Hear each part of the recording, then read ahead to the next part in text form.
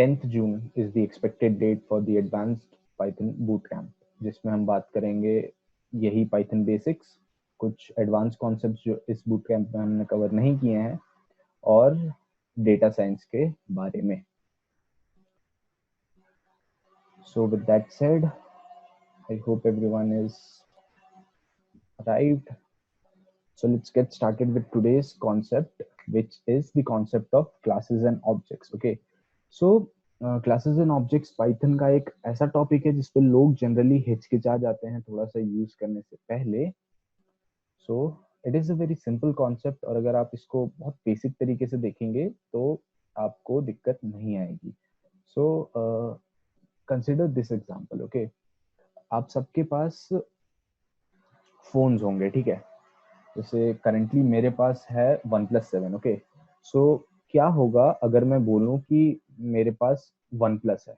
Okay, that is correct. I have OnePlus 7 in my hand. Okay, तो ये एक mobile है. ओके, और इस तरीके से OnePlus 7 कितने मिलियंस ऑफ पीसेस होंगे इस मॉडल के, बहुत ही मतलब बहुत लोगों के पास होंगे ये same model. Okay, please mute yourself everyone. Okay, so बहुत लोगों के पास OnePlus 7 का ये पर्टिकुलर मॉडल होगा. तो मैं क्या बोल रहा हूँ कि OnePlus के पास एक ब्लूप्रिंट था, ठीक है, और OnePlus कंपनी ने उस ब्लूप्रिंट के हिसाब से सारे मोबाइल्स बनाए. सारे मोबाइल्स आइडेंटिकल हैं, ठीक है. तो OnePlus के पास इस पर्टिकुलर मोबाइल का ब्लूप्रिंट था, और मेरे हाथ में उस ब्लूप्रिंट के अकॉर्डिंग बना हुआ एक फिनिश्ड पीस है. So you are getting.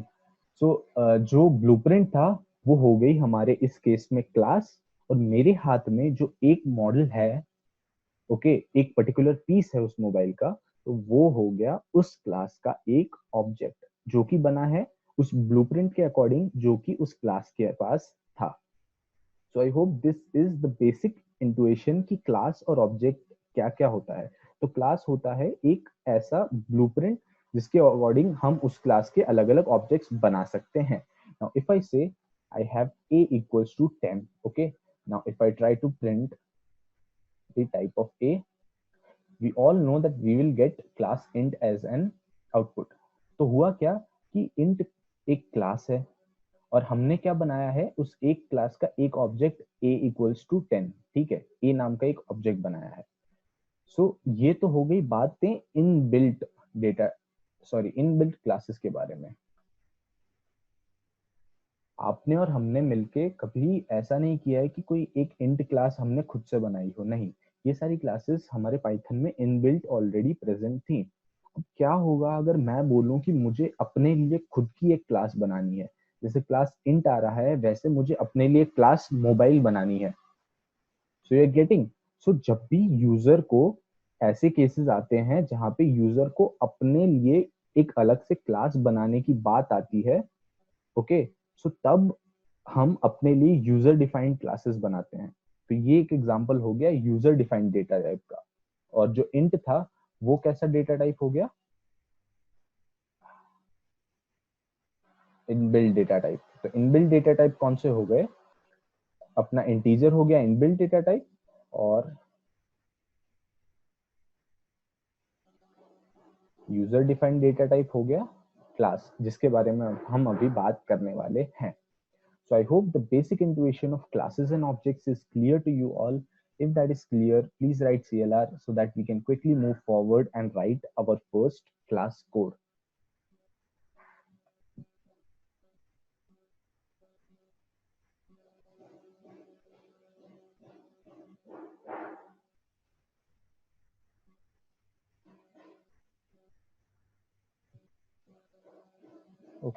Okay, fine, that's great.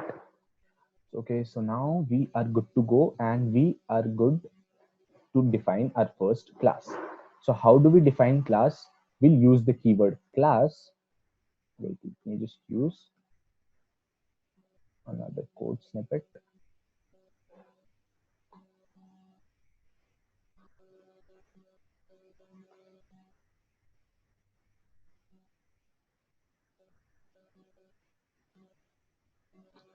So I'll use the keyword class, and then we'll give the name of our class. For example, I want to make a class for storing the data of computers, so I'll say class computer. Okay, so this is how you make a class. Now inside the class, what we'll do, we'll make a function which will give us the configuration of our computer. Okay, so what I'll say, def config, and we'll write self here. Ignore this self for a while. We will get back to this self after a couple of minutes. Okay, but till now just make sure कि self हमारा almost हर class के अंदर जब भी हम function बनाते हैं तब हमें सेल्फ को पास करना पड़ता है एज एन आर्ग्यूमेंट. क्यों करते हैं हम थोड़ी देर में देखेंगे. So def config self, and what will it print, it will just basically print say i5 processor, and we have 8 gigs of RAM, and we have 1080p display. Okay, so it will print this configuration to us. Okay, so this was the basic definition of class. Now अब हमें क्या बनाना है इस class के objects. Okay, computer एक class है. मैं personally एक कंप्यूटर यूज कर रहा हूं, तो मैं कंप्यूटर क्लास का एक ऑब्जेक्ट बनाऊंगा comp1 नाम का. तो वो कैसे बनाते हैं, ऑब्जेक्ट का नाम लिखेंगे comp1 इक्वल्स टू क्लास का नाम. सो this is how you make an object of a class. आप क्लास का नाम लिखेंगे और फिर opening and closing circular brackets. So this is basically a constructor which we will talk about in a couple of minutes, but right now this is how you create an object of a class. So let me make another computer, comp2 equals to computer. So now I have a class computer over here, and I have two objects of the class computer named as comp1 and comp2. This is clear to you all. And now if I try to print कि मेरे comp1 की specifications क्या है, यानी comp1 की configurations क्या है और comp2 की configurations क्या है, और ये मुझे कहाँ से पता चलेगा, यहाँ से. We have a function right here. It is static right now, मतलब hard coded मैंने print statement use की है, but ऑब्वियसली अभी हमें इंट्यूएशन देखना है कि कैसे हम एक ऑब्जेक्ट से उस क्लास का फंक्शन एक्सेस कर सकते हैं. ओके, सो वी नो कि ये फंक्शन का नाम क्या है, कॉन्फिग. ठीक है, ये कॉन्फिग फंक्शन कौन सी क्लास के अंदर है, तो ये कंप्यूटर क्लास के अंदर है. अगर ये इन जनरल कोई फंक्शन होता, जस्ट अ नॉर्मल, भूल जाओ कि अभी क्लासेस के बारे में बात हो रही है, तो हम इस फंक्शन को कैसे एक्सेस करते, हम सीधा बोल देते कॉन्फिग. ठीक है, बट क्योंकि ये किसी क्लास के अंदर है, ठीक है, तो हम क्या करेंगे, तो हम लिखेंगे कौन सी क्लास के अंदर है, ये कंप्यूटर क्लास के अंदर है, तो कंप्यूटर डॉट कॉन्फिग. ठीक है, अब बात आती है, ठीक है, config missing one required positional argument self. Okay, तो अब ये एरर आई, इसका मतलब क्या था कि हमने एक पोजिशनल आर्ग्यूमेंट सेल्फ यहाँ पे नहीं लिखी है, सॉरी नहीं प्रोवाइड की है. तो अभी तक इसका आप मतलब ऐसे समझ सकते हैं कि हम कोशिश कर रहे हैं कॉन्फिग फंक्शन को एक्सेस करने की, जो कि प्रेजेंट है कंप्यूटर क्लास के अंदर. ठीक है, अब हमने ऊपर की दो स्टेटमेंट में क्या बोला है कि comp1 और comp2 दो अलग अलग ऑब्जेक्ट्स हैं क्लास कंप्यूटर के. अब अगर मैं बात करूं कि मुझे कॉन्फिग फंक्शन बुलाना है, तो इस एरर का जो मतलब था वो मतलब ये था कि हमारा पाइथन कंफ्यूज हो गया है कि आप कंप्यूटर क्लास के कॉन्फिग फंक्शन को तो बुलाना चाहते हो, पर आप कौन से ऑब्जेक्ट के लिए वो कॉन्फिग फंक्शन बुलाना चाहते हो. आपने लिख दिया है computer dot config, that's fine, but आप मुझे ये भी बताओ कि मुझे कौन से ऑब्जेक्ट के लिए आना है. You know, we have two objects here. In the similar way we can have a multiple number of objects, और कॉन्फिग फंक्शन थोड़ा कॉम्प्लेक्स भी हो सकता था. For example, we could have used some variables here जिनकी कुछ अलग values हो सकती थी अलग ऑब्जेक्ट्स के लिए. ओके, सो उस केसेस में हमें ये पता होना बहुत जरूरी है कि आप कौन से पर्टिकुलर ऑब्जेक्ट की बात कर रहे हो. ठीक है, तो उसी लिए हमें यहाँ पे comp1 भेजा मैंने. ठीक है, so what we get in output, i5 8 GB and 1080p. This set of values or this print statement is executed for comp1 over here. We'll get into some more examples and then things would be more clear, but right now this is how you access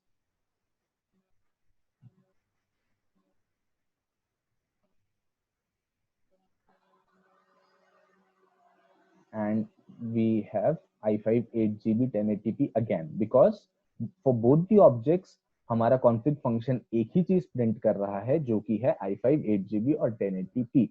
So this two lines of code shows us how to make an object of a class, and these two lines we can see how we can access the function which is present inside the class. I hope this is clear. ये line का क्या मतलब होता है? Computer class उसका एक function है config नाम का, और किस ऑब्जेक्ट के लिए हम कॉन्फ़िग बुलाना चाहते हैं? हम comp1 के लिए कॉन्फ़िग बुलाना चाहते हैं. So this was accessing methods. और एक चीज, फंक्शंस वर्ड का हम यूज तब करते हैं जब हम नॉर्मल फंक्शंस के बारे में बात करते हैं, पर जब फंक्शंस किसी क्लास के अंदर आ जाते हैं, for example this particular function, it is present inside the class computer. That's why we call this as method, not function. Okay, है दोनों सेम ही चीज, बट जब फंक्शंस क्लास के अंदर आ जाते हैं तो तब हम उन्हें बोलते हैं मेथड्स. आप जनरली हर जगह इनको मेथड्स के नाम से ही देखेंगे. हमने बात की थी कि लिस्ट के अंदर कौन कौन से मेथड्स होते हैं और स्ट्रिंग के अंदर कौन से मेथड्स होते हैं, तो वो मेथड्स भी यही चीजें थी, क्योंकि लिस्ट क्लास के अंदर कुछ ऐसे पर्टिकुलर इनबिल्ट फंक्शंस उन्होंने बना रखे हैं, कुछ ऐसे मेथड्स बना रखे हैं जिनका यूज करके आप उसकी लेंथ निकाल लेते हो, आप उसको रिवर्स कर लेते हो, आप उसमें एक पर्टिकुलर एलिमेंट को काउंट कर लेते हो, and so on and so forth. So now you are connecting both things कि वहां पे लिस्ट मेथड्स का क्या मतलब था और यहाँ पे मेथड्स क्या होते हैं. So this is how you access a method inside a class. Now, this type of accessing is just to make you guys clear कि हमें क्या क्या चीजें चाहिए होती हैं एक what we say method को access करने के लिए. But we programmers don't generally prefer this type of accessing. This is a bit long. We use a shorter form of it. We can also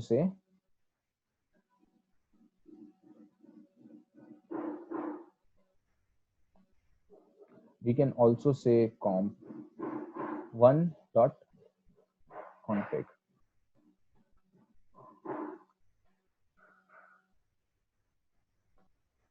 So you see, again, the print statement executed 2 more times because हमने 2 बार फिर से config functions को call कर दिया है, config method को call किया है, sorry. Okay, so this is how we access the methods inside a class generally. Okay, हम mostly इन्हीं मेथड इसी तरीके से एक्सेस करते हैं हमारे मेथड्स का. This was just to make you understand कि कॉन्सेप्ट क्या है और प्रैक्टिकली हम इन 2 लाइंस का यूज करते हैं, ऐसे हम एक्सेस करते हैं. So if you guys are clear with how the class is made, कैसे क्लास बनाते हैं, क्लास के अंदर मेथड्स क्या होते हैं, कैसे हम ऑब्जेक्ट्स बनाते हैं और कैसे हम उन मेथड्स को एक्सेस करते हैं with both the ways, please write a CLR so that I can get assured कि अभी तक सब क्लियर चल रहा है.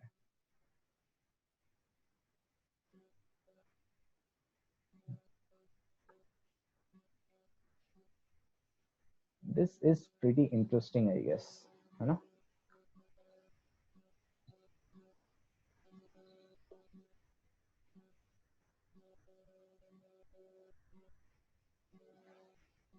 So I don't know if you guys can get or not, इस सेल्फ का इम्पोर्टेंस क्या है. अभी तक अगर किसी को समझ आया हो तो बढ़िया, नहीं तो मैं बता दूं कि ये सेल्फ का क्या मतलब है. कि सेल्फ बताता है कि wait, let me just take this through an example.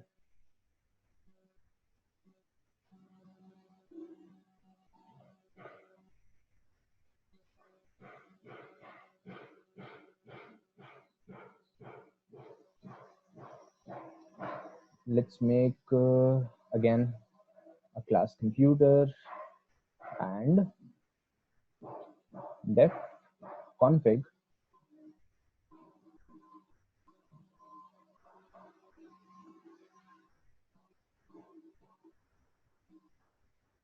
and this time we are taking two more positional arguments apart from self. We are taking two more positional arguments, इन्हें हम कहते हैं positional arguments. ओके जो भी हम functions में as an argument pass करना चाहते हैं उन्हें हम आर्ग्यूमेंट्स कहते हैं. तो इस बार हमने सेल्फ के साथ साथ दो और आर्ग्यूमेंट्स का इस्तेमाल किया है जिसका नाम है सीपीयू और RAM. Now what I will say self dot RAM sorry CPU equals CPU and self dot RAM equals to RAM. So अब इन दो स्टेटमेंट्स का क्या मतलब है कि जब भी नीचे config फंक्शन को कॉल किया जाएगा just like this comp1 equals to computer and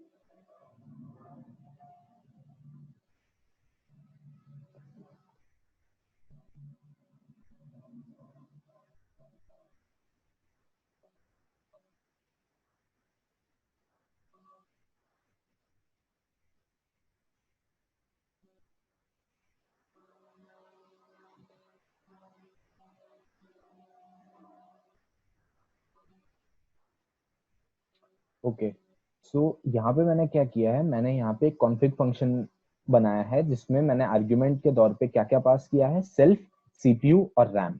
और मैं करना क्या चाहता हूँ, मैं बोल रहा हूँ कि self dot CPU equals to CPU, self dot RAM equals to RAM. So this, इसका क्या मतलब है सेल्फ डॉट सीपीयू, कि मैंने जो ऑब्जेक्ट बनाया है कंप्यूटर क्लास का से comp1, तो इसका मतलब हुआ जब मैं comp1 के लिए कॉन्फ़िग बुलाऊंगा तो इसका मतलब हो जाएगा comp1 dot CPU equals to CPU और comp1 dot RAM equals to RAM. ये इनडायरेक्टली इसका मतलब है सेल्फ का. सेल्फ का मतलब होता है nothing but the calling object. Okay so when I से comp1 डॉट config i5 8 और यहाँ पे ये comp1 है, ये उसका सेल्फ हो गया. कॉन्फ़िग में ये एज एन सेल्फ जा रहा है, पास हो रहा है, और ये by default her calling method के अंदर होना चाहिए. क्यों? क्योंकि ये स्पेसिफाई करता है कि आप किस ऑब्जेक्ट के लिए बातें कर रहे हो. ठीक है, मैं यहाँ पे बात कर रहा हूँ comp1 के रिस्पेक्ट में, तो इसलिए मेरा सेल्फ हो गया comp1. तो आर्ग्यूमेंट्स क्या हो गए, comp1 सीपीयू की एक वैल्यू, रैम की एक वैल्यू. और जब मैं बोलता हूँ कि comp1 डॉट सीपीयू कैपिटल, तो ये मेरे क्लास के अंदर एक वेरिएबल बनाता है सीपीयू नाम का, और उसको क्या वैल्यू प्रोवाइड करता है, जो मैंने फंक्शनल आर्ग्यूमेंट में यहाँ पे दी हुई है. और ये वैल्यू कौन सी है, जो मैं पास करूंगा. So you are getting the point कि जब भी हम एक मेथड को लिखते हैं तो मेथड के साथ सेल्फ क्यों लिखते हैं, जस्ट टू स्पेसिफाई कि आप किस ऑब्जेक्ट के लिए उस मेथड को एक्सेस करोगे या यूज करोगे या बुला रहे हो, जो भी कर रहे हो, किस ऑब्जेक्ट के लिए वो बातें हो रही हैं, वो स्पेसिफाई करने के लिए हम यूज करते हैं ये सेल्फ का. तो हर मेथड में आप ऑलमोस्ट देखोगे कि ये सेल्फ लिखा हुआ होगा. और यहाँ पे इन दो लाइंस का मतलब है कि जिस ऑब्जेक्ट के लिए आप बात कर रहे हो उसमें एक सीपीयू नाम का वेरिएबल बनाओ और उसमें क्या वैल्यू दो, जो मैं पास करूंगा. एक रैम नाम का वेरिएबल बनाओ, उसमें वैल्यू क्या दो, जो मैं पास करूंगा. And def get config self. तो इसका क्या मतलब हुआ, जिस भी ऑब्जेक्ट के लिए आप गेट कॉन्फिग बुलाओगे तो उस पर्टिकुलर ऑब्जेक्ट का सीपीयू और उस पर्टिकुलर ऑब्जेक्ट की रैम, इन दो चीजों को आप प्रिंट कर देना. सो with the first line of code here we are saying comp1 equals to computer, इसका मतलब है एक कंप्यूटर क्लास का ऑब्जेक्ट बनाओ comp1 डॉट कॉन्फिग i5 और 8, ठीक है। तो comp1 क्या हो गया, सेल्फ डॉट कॉन्फिग यानी मैं कॉन्फिग मेथड को बुला रहा हूँ, i5 यानी ये है मेरे सीपीयू नाम के वेरिएबल की वैल्यू, और ये 8 है मेरे रैम नाम के वेरिएबल की वैल्यू। वो अंदर जाएंगे, सेल्फ डॉट सीपीयू में स्टोर हो जाएंगे और सेल्फ डॉट रैम में स्टोर हो जाएंगे। और फाइनली जब मैं बुलाऊंगा comp1 डॉट गेट कॉन्फिग, तो सेल्फ में क्या पास होगा, comp1, और प्रिंट हो जाएगा comp1 का सीपीयू और comp1 की रैम, जो कि है i5 और 8। So to make the self thing more clear, आप लोगों ने जब ये टाइप का एक्सेस मेथड देखा था तब हमने क्या देखा है, क्लास का नाम डॉट मेथड का नाम और ब्रैकेट में comp1। So this is your self, ऐसे आप सेल्फ पास करते हो। और इस केस में जो कॉलिंग होता है ऑब्जेक्ट comp1, ये एज एन सेल्फ अपने आप पास हो जाता है। So I hope the thing of self is very clear to you all. If that's clear, please write a CLR so that we can move to the next topic.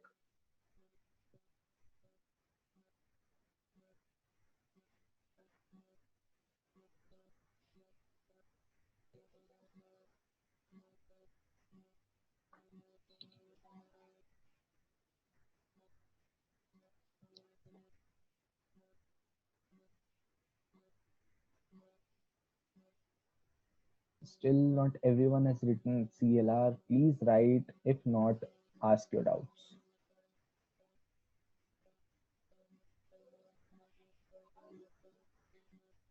Okay, great. So now, just a second. Clear. That's great. Okay. So now let's move on and see another example. और अब हम बातें करेंगे कि तो अगली चीज हम क्या देखें, अगली चीज हम देखेंगे constructor. So if anyone is coming from the C language or C++ language background, so they can connect with the concept of constructors over there. और जो नए हैं प्रोग्रामिंग के लिए, आपको मैं समझाता हूं कि कंस्ट्रक्टर क्या होता है। So in this line of code, comp1 equals to computer, I've told you कि ये है एक कंस्ट्रक्टर, ठीक है। तो पाइथन में कंस्ट्रक्टर्स का कॉन्सेप्ट कैसे काम करता है तो हम देख लेते हैं। इन सी लैंग्वेज कंस्ट्रक्टर का नाम जो होता था, जब हम डिफाइन करते थे सी लैंग्वेज में, तब उसका नाम होता था क्लास के नाम के इक्विवेलेंट। बट पाइथन में कंस्ट्रक्टर का जो कॉन्सेप्ट है, उसमें हम कंस्ट्रक्टर को ऐसे लिखते हैं, इनिट, इनिशियलाइजर, इनिट और constructor, all three are the same, ठीक है। इसमें हम पास करते हैं सेल्फ, और भी आप चीजें पास कर सकते हो जितनी आपकी मर्जी हो। And what we can do, init में आप कुछ भी कर सकते हो अंदर काम। फॉर एग्जांपल ये जो हमने कॉन्फ़िग में काम करवाया है सेल्फ डॉट सीपीयू और रैम का, आप ये काम यहां भी करवा सकते हो, no issues. What you need to do is to pass CPU and RAM.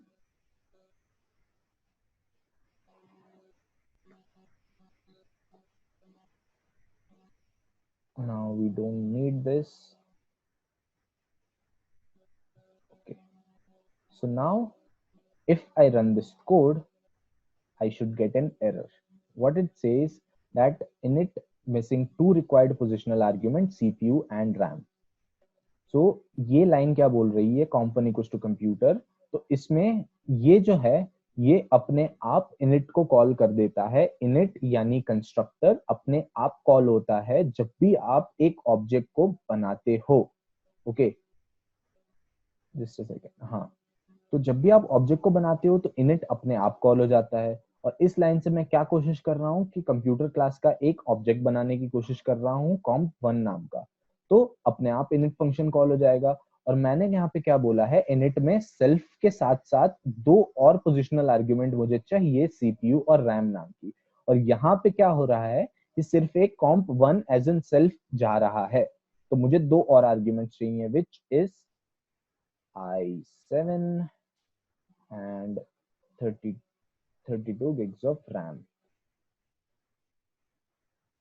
Okay, so now if I run this, everything works fine and we get i7 and 32 as an output.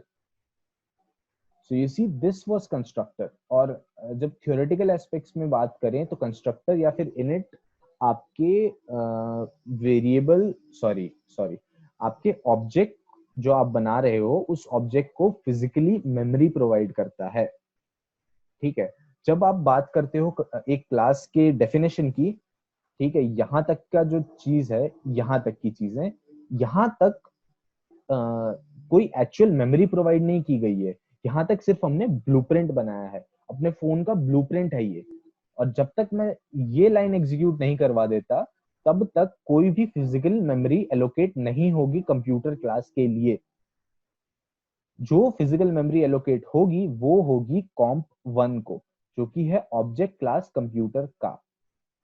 Okay, सो ये जो physical memory allocation का काम करता है वो करता है आपका init। Okay, so this is how you use the init, और इसे ही हम कहते हैं constructor. So I hope this is also clear. And another way by which you can access these variables CPU and RAM is you can just simply print कौन से object के CPU और RAM की बात हो रही है, तो comp1 के CPU की बात हो रही है।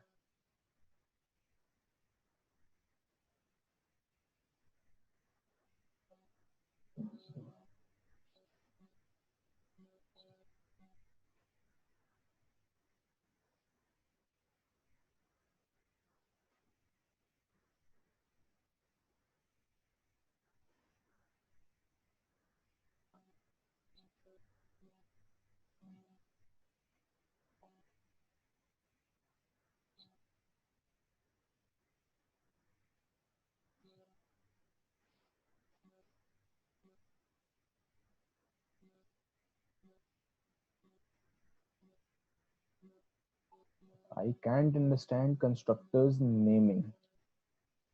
Okay, so सेम नेम वाला कॉन्सेप्ट हमारे सी लैंग्वेज में होता है। I just told that thing just to make जो लोग सी लैंग्वेज पढ़ के आए हैं वो लोग रिलेट कर पाए इसलिए।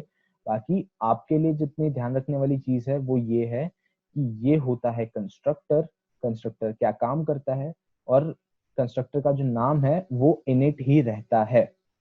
ठीक है, और आप इसको खुद कॉल नहीं करते, ये चीज अपने आप इम्प्लिसिटली आपका जो पाइथन है, पाइथन लैंग्वेज का इंटरप्रेटर अपने आप ये चीज कॉल कर देता है जब भी आप इस स्टेटमेंट को एग्जीक्यूट कराने की कोशिश करते हो। इसका मतलब है कि जब भी आप एक ऑब्जेक्ट बनाने की कोशिश करते हो तो ये चीज अपने आप एग्जीक्यूट हो जाती है हर बार उस ऑब्जेक्ट के लिए वो चीज एग्जीक्यूट हो जाती है।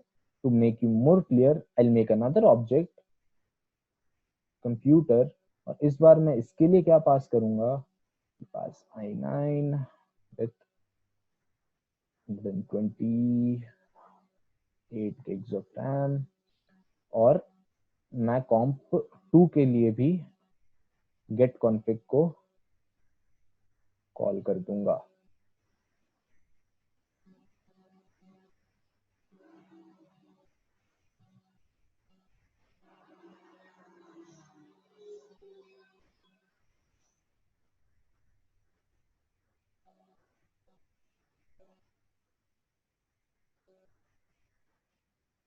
डॉट फॉर्मेट, और क्योंकि हम यहाँ पे क्लास के अंदर बात कर रहे हैं तो comp1 comp2 नहीं, बात होगी सेल्फ की। Okay, so I guess this is fine. So you can see कि जब हमने comp1 equals to computer i7 और 32 ऑब्जेक्ट बनाया तो हमारा init कॉल हुआ और उसने CPU और RAM को वैल्यू दे दी। तो जब हमने comp1.getConfig लिखा तो हमारे पास i7 और 32 प्रिंट हो गया। एंड जब भी हमने comp2 के बारे में बात की तब हमने Sir can't understand constructors naming means we cannot. There's name for no. We cannot have another name other than init. No, you cannot change this name. This is by default set as init, two underscores init, and then two underscores. You cannot change it.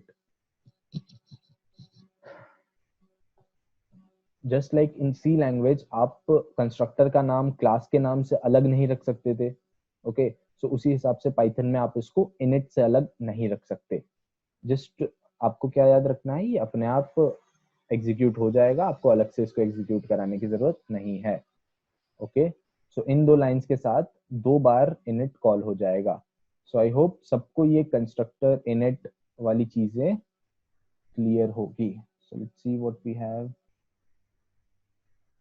Okay, so now let's see. So before that, let's talk about variables. So in the topic of variables, we have two types of variables. Okay, not variables. Variables. We have two types of variables. Okay, so the first one is instant. Just a second.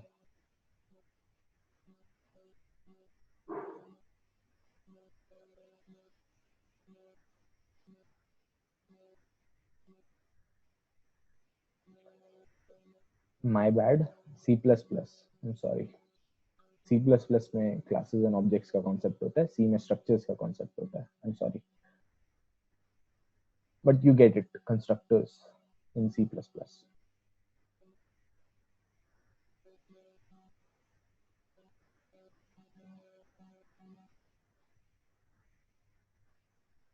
Okay, so variables हमारे पास दो तरीके के होते हैं. पहला instance variables और दूसरे होते हैं क्लास या तो static variables.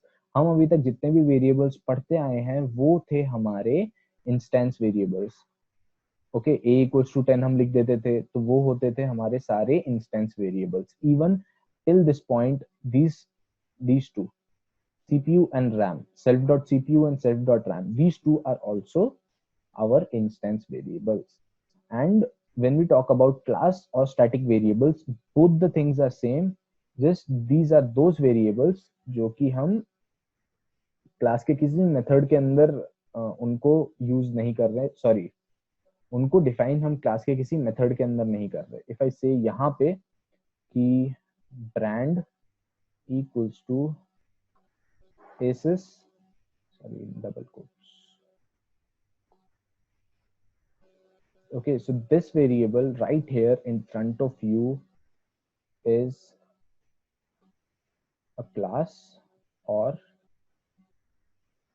static variable.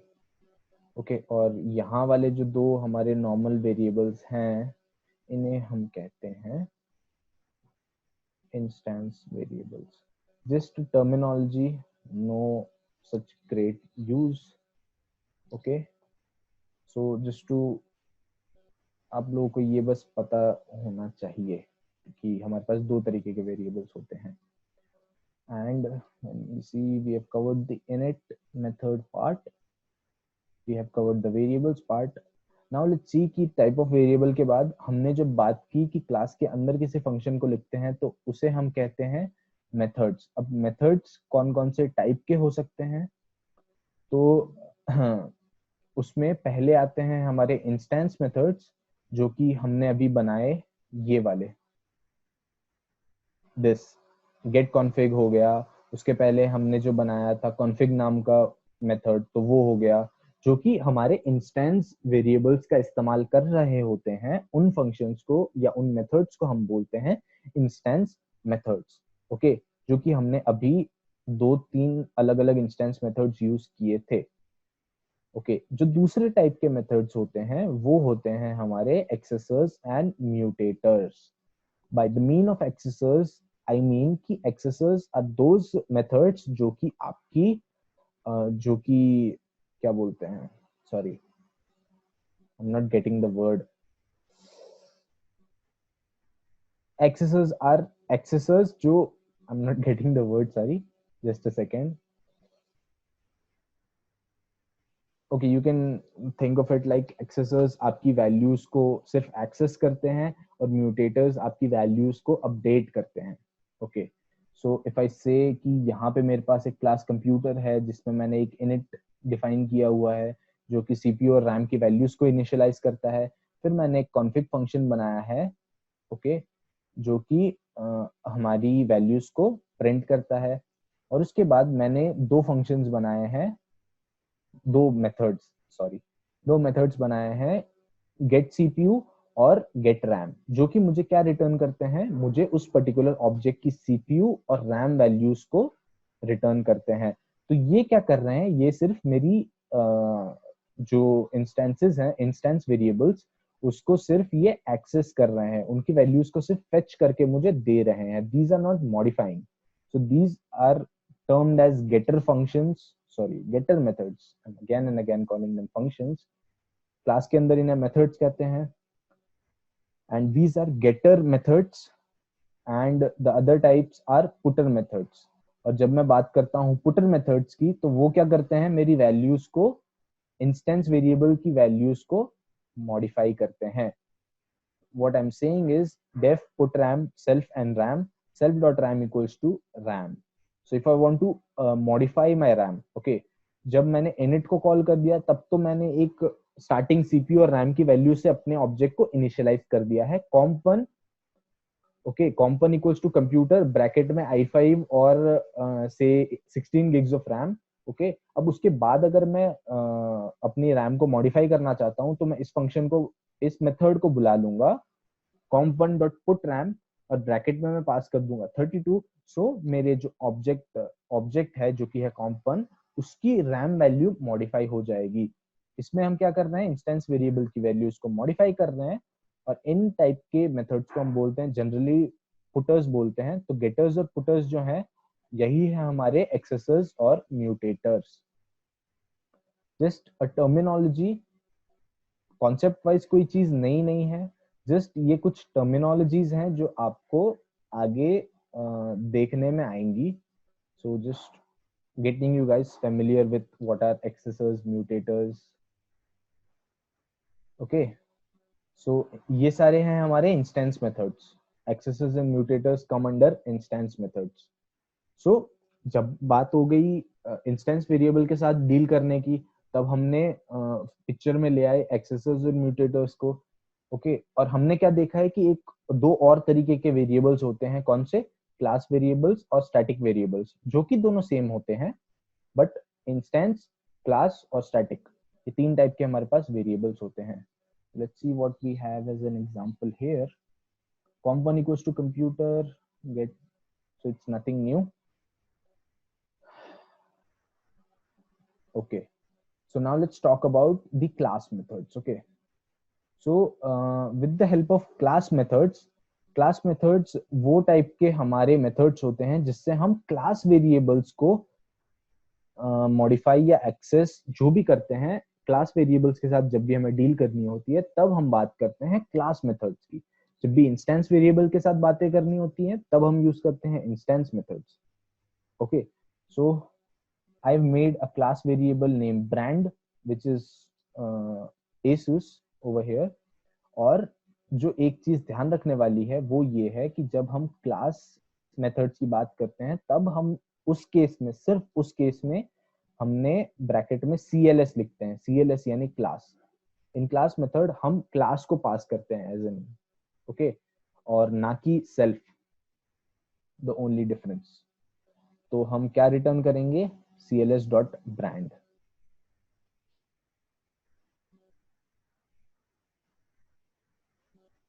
Now if I say comp1 equals to computer and brand equals to comp1.info, so we get the output as Asus over here।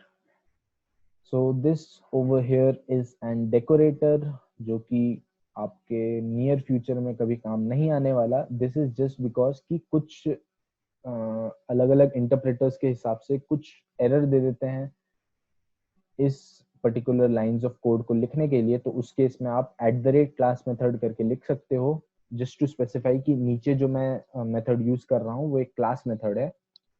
and this will work fine. Okay, so this was your class method, and at the end we have not instance, this is static methods. अब ये जब भी इनका use होना होता है तो इसका मतलब ये है कि अब आप बात कर रहे हो कि मुझे ना तो इंस्टेंस वेरिएबल से काम है, ना तो मुझे काम है क्लास वेरिएबल से, ठीक है। तो उस केसेस में हम बनाते हैं एक स्टैटिक मेथड, ठीक है। सपोज कि एक क्लास है XYZ, ठीक है, उसके अंदर आप बहुत कुछ काम कर रहे हो, बट उसके बीच में आपको एक छोटा सा काम आ गया कि मुझे एक फैक्टोरियल निकालना है एक नंबर का, ठीक है।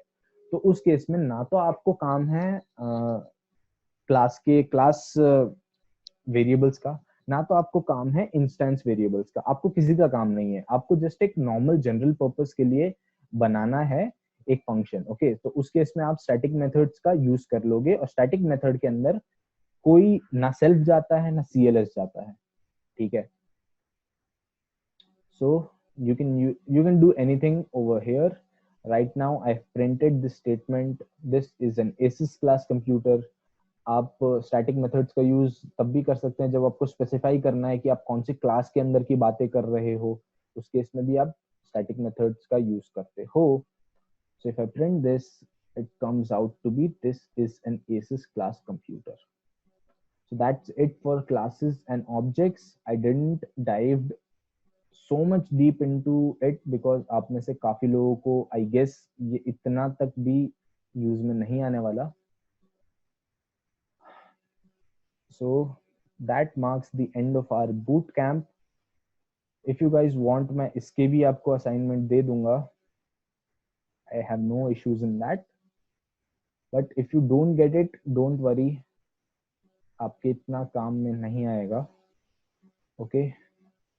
So I guess that's it for this boot camp. आप में से जिसको और सीखने की इच्छा हो, क्योंकि मैंने ये boot camp बनाया ही था beginners के लिए, तो इसलिए मैंने इसमें हर टॉपिक के वो टॉपिक्स चूज किए जो कि एक बिगिनर को जो फर्स्ट टाइम पाइथन सीख रहा है उसको मुश्किल ना हो समझने में। Okay, so in the advance boot camp I will be covering a lot more into detail because then I'll expect कि आपको बेसिक नॉलेज तो है पाइथन की, तो तब बात करेंगे, तब इन बेसिक कॉन्सेप्ट के ऊपर बात नहीं करेंगे, तब बात करेंगे कुछ एडवांस टॉपिक्स के ऊपर। डेकोरेटर्स हो गए जो हमने यहाँ पे @ क्लास मेथड सीधा लिख दिया, उसके बारे में, डेकोरेटर्स, और भी बहुत सारी चीजें हैं, अभी तो बहुत कुछ है करने के लिए। डेटा साइंस के बारे में बात करेंगे, डेटा साइंस के बेसिक्स, और the most important thing will be कि वो सारी डेटा साइंस की चीजें हम स्क्रैच से सीखेंगे, बिकॉज आई नो कि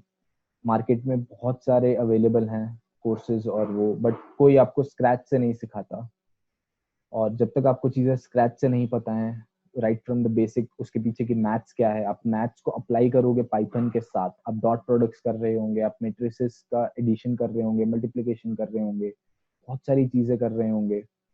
okay, so all this will be from the very basic scratch. आपको डेटा साइंस के बहुत सारे एल्गोरिदम्स के बारे में मैं बताऊंगा, प्रोजेक्ट्स बनाएंगे, बहुत सारे प्रोजेक्ट्स बनाएंगे, हर एल्गोरिदम के ऊपर एक प्रोजेक्ट तो कंपलसरी बनाएंगे ही बनाएंगे। So for you guys it's free, obviously तुम आप लोग मेरे फर्स्ट बैच के स्टूडेंट्स हो, एंड अनडाउटेडली सबसे ज्यादा जिनसे मैं कनेक्टेड हूँ, so thanks. Oh, it's fine. So if you have any doubts for the next boot camp, you can ask. और मेरे सेमेस्टर एंडिंग एग्जाम्स हो जाएंगे 5th जून को खत्म, so from 10th June I am planning to start the second boot camp.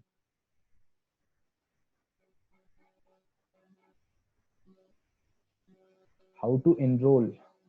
You guys are already enrolled, but for formality you need to fill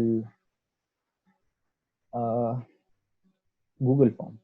Can we make bot using Pyoto GUI? I've never heard of.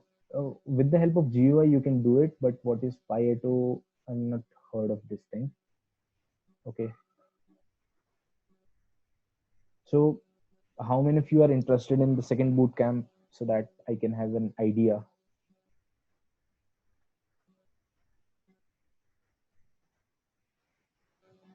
Okay, 2, 3, 4, 5. Okay, and one more thing regarding the feedback of this bootcamp, I want you guys to fill a feedback form which I'll provide you personally in your WhatsApp. I want you guys to be completely honest, completely blunt and honest in that feedback form. If you don't like any specific thing, just say it in that Google form so that I can improve and deliver some more quality content in the next bootcamp. Okay, I'll share the Google form in a couple of hours. I want each and every one of you to fill that and provide me your very honest feedback. Okay, so that's it for today. So I'll see you guys in the next boot camp. Okay, thank you very much. Thanks for giving me your time. Thanks again. Bye bye.